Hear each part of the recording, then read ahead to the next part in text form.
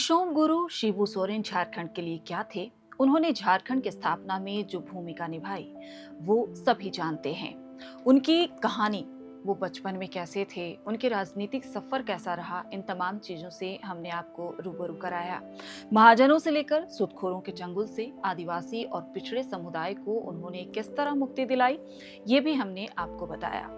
ऐसा इतिहास कि जब जब झारखंड का इतिहास लिखा जाएगा, शिबू सोरेन की ये कहानी भी दोहराई जाएगी। नमस्कार, मेरा नाम प्रियंका मिश्रा है और आप देख रहे हैं एयर नाउ। इस वीडियो में हम आपको दिशोम गुरु के संघर्ष की उन्हीं कहानियों से रूबरू कराने वाले हैं। ये ऐसी कहानियां हैं जिसने डर कर जी रहे दबे कुचले वंचितों और शोषितों को शान से जीने का बड़ा मौका दिया। ये 1970 के दशक की शुरुआत का वक्त है। इसमें कोई शक नहीं था कि झारखंड के टुंडी और उसके आसपास के गांव महाजनों, सुदखोरों और जमींदारों के शिकंजे में था। आदिवासी अपनी ही जमीन पर मजदूर अपने ही खेतों में बेगारी करने को मजबूर थे। ये वही वक्त था जब शिबू सोरेन ने अपनी सबसे बड़ी लड़ाई छेड़ दी थी। वो था टुंडी का संघर्ष। ये संघर्ष महज आंदोलन नहीं था, ये आदिवासी इतिहास में पुनर्जागरण के तौर पर भी याद किया जाता है। 1972 से 1976 के बीच उनका अभियान इतना असरदार रहा कि आदिवासी गांव में उनका नाम सुनते ही जोश भर जाता और महाजन और जमींदार उनका नाम सुनते ही कांप उठते थे। शोषित आदिवासियों की जमीनें, जिन पर सालों से महाजनों का कब्जा था, आंदोलन के जरिए वापस ली जाने लगी। खेतों में महाजनों की फसल काटकर आदिवासियों के घर पहुंचाई जाती थी। ये धान कटनी आंदोलन था, एक ऐसा प्रतिरोध जिसे ना पुलिस की बंदूक रोक पाई और ना सत्ता का डर। लेकिन गुरुजी का सफर इतना आसान भी नहीं था। मुश्किलें बार बार उनकी न्याय की लड़ाई का रास्ता रोकने आ जाती थी। 1972 के मार्च में ये तय किया गया कि पारसनाथ की तराई में बसे पलमा गांव में एक बैठक आयोजित की जाएगी। बैठक महाजनों के खिलाफ थी। इसी महीने की 23 तारीख को ये बैठक आयोजित की गई। इन बैठकों में अमूमन ये तय किया जाता था कि अब किस इलाके में किस महाजन की फसल काटनी है। इस बैठक में सैकड़ों आदिवासी जमा थे।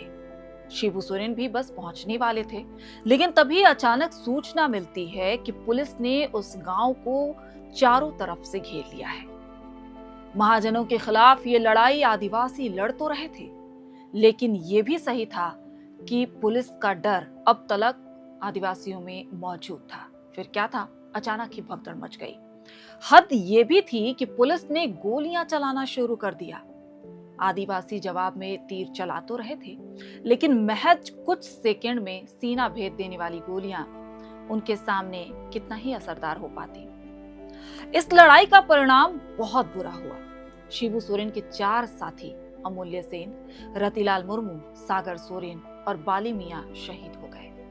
घटना तो दुखद थी, लेकिन यही घटना शिबू के चलाए आंदोलन में घी डालने का काम भी करने वाली थी।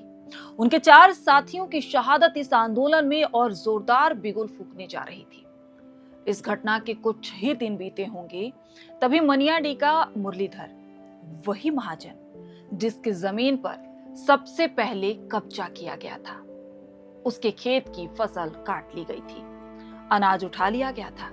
एक दिन वो सीधे शिबू सोरेन के पास पहुंच गया।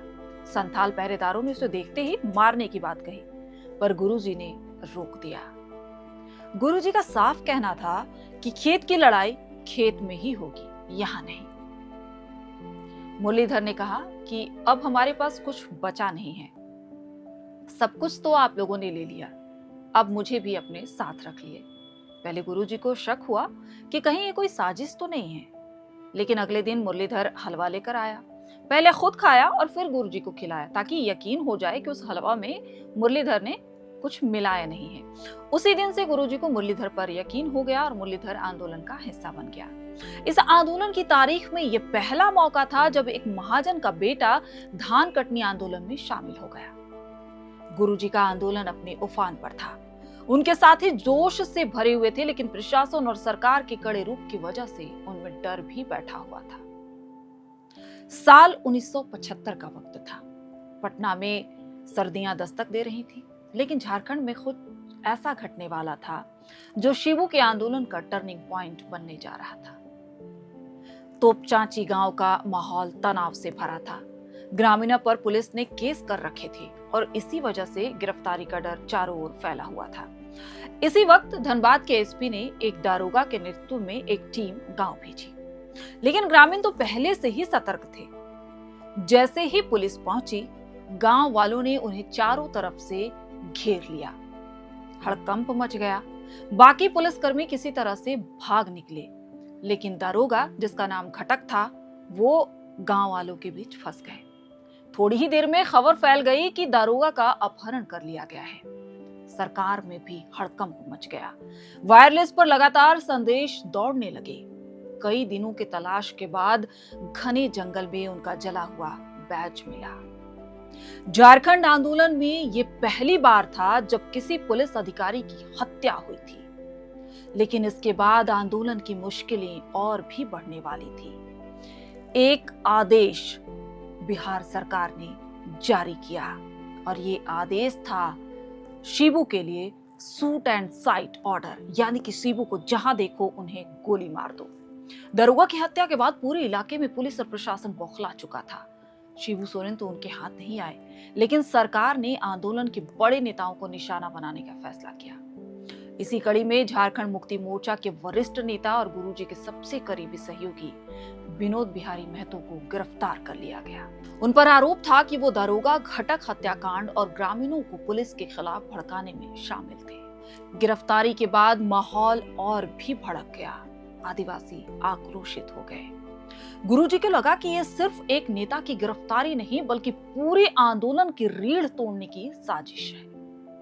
और फिर शुरू हुआ वो ऐतिहासिक प्रदर्शन, जब लगभग 20,000 आदिवासियों ने गिरिडीह जेल को चारों तरफ से घेर लिया।